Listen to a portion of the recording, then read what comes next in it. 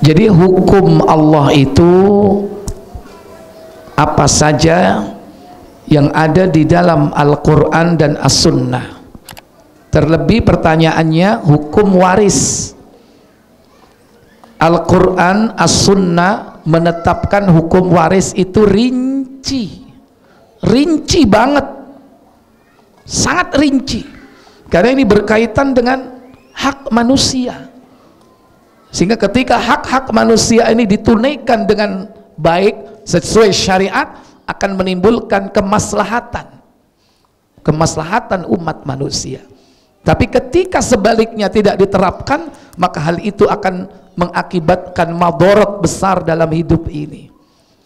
Baik mungkin siksa Allah secara langsung, diturunkan hukum qadariyah berupa bencana, atau paling tidak terpenuhinya hak-hak manusia itu mengakibatkan yakni berbagai macam perselisihan. Bahkan dampak-dampak dari penerapan yang salah hukum Allah itu akan mengakibatkan hidup manusia tidak akan tenang, sehingga banyak keluarga itu berselisih, bertengkar, bahkan mereka tidak bersilaturahmi, tidak bertegur sapa, qati'ur rahim, pedot sak duluran, bahkan tidak sedikit sampai bacok-bacokan karena warisan. Nah, di dalam Islam yang paling sederhana yang kita ketahui bahwa hukum waris antara laki dan perempuan itu berbeda. Laki dan perempuan 2:1. Yang umum diterapkan di masyarakat apa? Dihukumi sama. Krepek gedang godo telo, titik edang podo. Ada semacam itu anggapan di masyarakat, wes kuabe oleh podo, anak lanang wedok 10 kabe oleh podo. Padahal tidak demikian menurut syariat. Nah, apakah penerapan ini termasuk di antara bentuk kemurtatan? Kita dirinci. Pertama, jika kita meyakini bahwa hukum Allah adalah hak benar adanya, wajib diterapkan,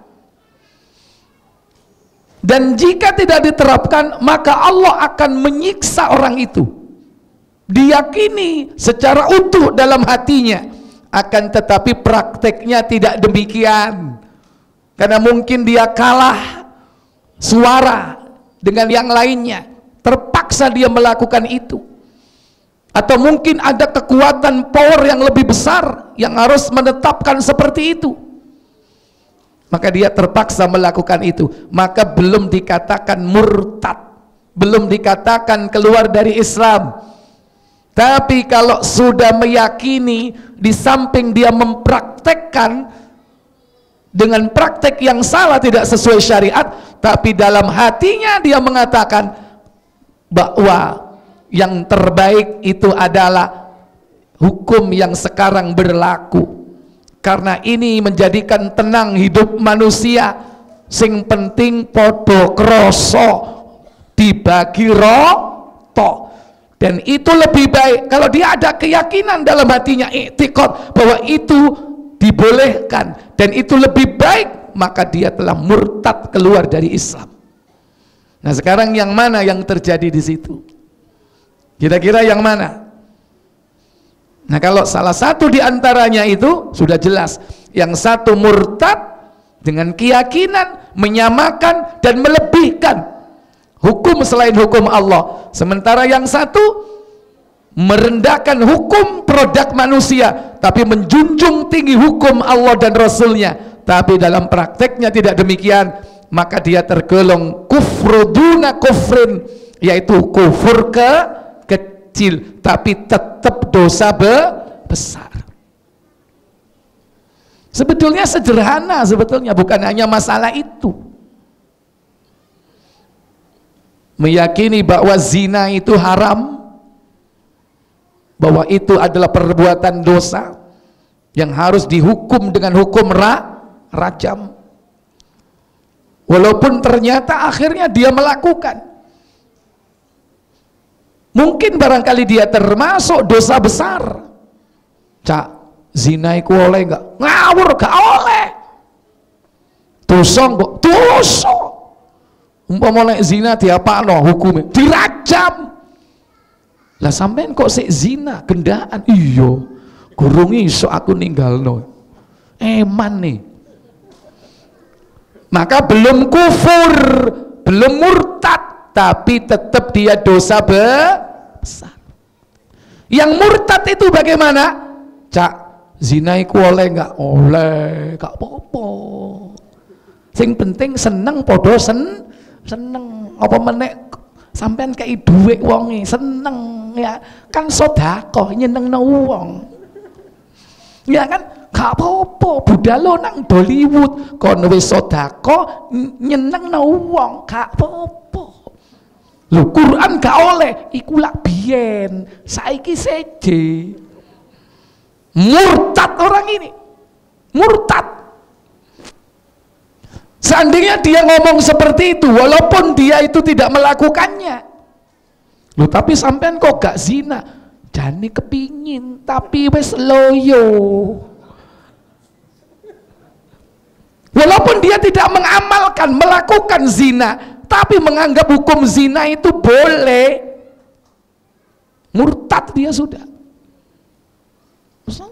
Hati-hati. Makanya kita harus merinci, lihat dulu orangnya, jangan divonis dulu sebelum kita iqamatul hujjah, menegakkan hujjah, menyampaikan yang hak kepada dia.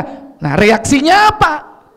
Oh iya bener kon, gak keliru, gak salah awakmu, aku yo yakin iki, tapi aku, nah baru ketahuan ya kan posisinya di mana. Jangan dikit-dikit langsung divonis kafir, bahaya. Sebelum kita betul-betul tahu, karena ada syaratnya. Terutama bagi kita orang awam ini, jangan kita gampang dan mudah tasahul untuk takfir, mengkafirkan orang. Karena yang berhak mengkafirkan itu adalah siapa? Para ulama, ahlul ilm, para ulama. Nggak sembarang orang sampean nunjuk orang kafir, nggak boleh. Makanya di sini dengan mempelajari karya-karya para ulama supaya kita ini apa? Untuk diri kita agar berjaga-jaga, jangan sampai melakukannya. Untuk orang lain sebagai peringatan agar kita apa? Mendakwai seseorang, mengajak kepada yang ma'ruf, mencegah mereka dari berbuat mungkar. Jangan dipakai ya kajian kita, ilmu yang sudah kita terapkan ini dengan mudah untuk mengkafirkan orang, jangan. Tapi kita harus tahu ya, sebagai sebuah ilmu syar'i untuk memberikan panduan dalam kehidupan kita, jangan sampai kita terjerumus ke dalamnya.